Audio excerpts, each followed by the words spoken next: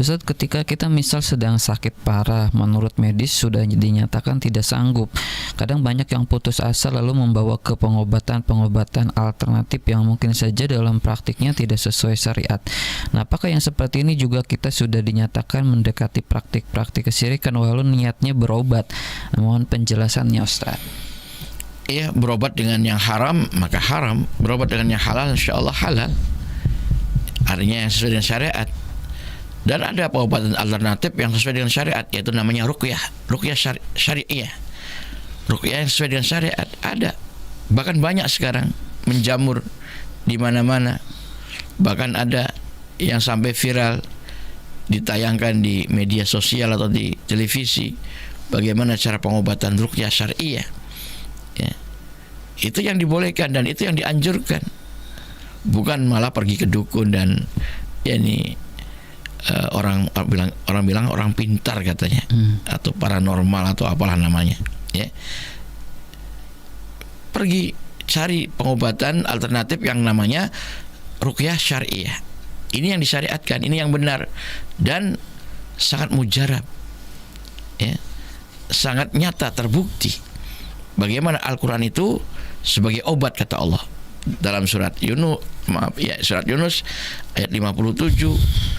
Itu dinyatakan jelas bahwa Quran itu adalah syifaun lima fis sudur, sebagai obat terutama untuk penyakit yang ada dalam dada atau jiwa manusia. Ya. Dan Imam Ibnu Qayyim sudah menjelaskan dan bahkan mempraktekkan sendiri bagaimana pengobatan dengan Al-Quran itu, terutama surat Al-Fatihah yang begitu sangat mujarab, ya, begitu sangat ampuh.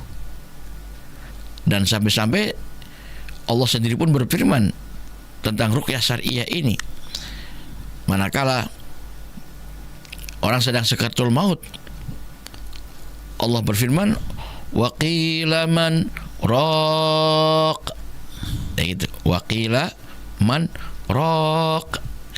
Wa qila, dan dikatakan, ya, kepada orang yang sedang sakaratul maut, man raq, siapakah gerangan orang yang bisa meruqyah untuk mengobati orang yang sedang sakaratul maut di detik-detik krisis, detik-detik sakaratul maut. Allah menantang, silakan cari kalau bisa mengobati orang yang sedang sakaratul maut, walaupun harus diobati dengan ruqyah. Nah, artinya walaupun diterapi, diobati dengan ruqyah sekalipun tidak akan bisa sembuh, apalagi dengan pengobatan yang lain selain ruqyah, manakala orang itu sedang sakaratul maut.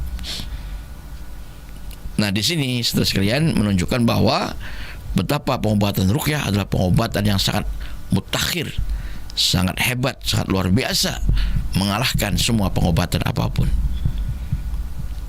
Dan saya pernah membaca kitab bertuliskan bahasa Arab menceritakan tentang orang yang sakit kanker ganas yang dibawa ke Amerika Serikat dan kemudian diobati oleh para tim medis.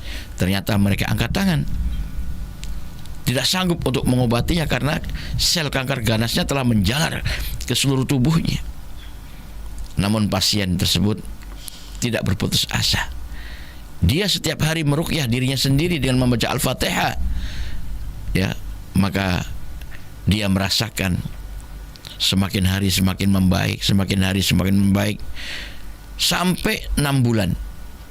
Setelah 6 bulan dia kontrol lagi, dicek lagi ke Amerika Serikat dengan tim dokter yang sama, tim medis yang sama, diperiksa. Ternyata mereka para dokter itu keheran-heranan, terkejut, merasa aneh. Kenapa? Karena setelah diperiksa, pasien tersebut sembuh total, tidak ada yang tersisa sedikit pun dari sel kankernya, sembuh total. Luar biasa, keajaiban berobat dengan menggunakan ruqyah syariah, dengan Al-Fatihah, dengan Al-Quran.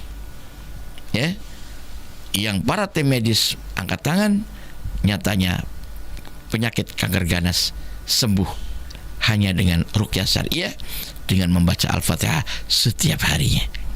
Demikian wallahu ta'ala.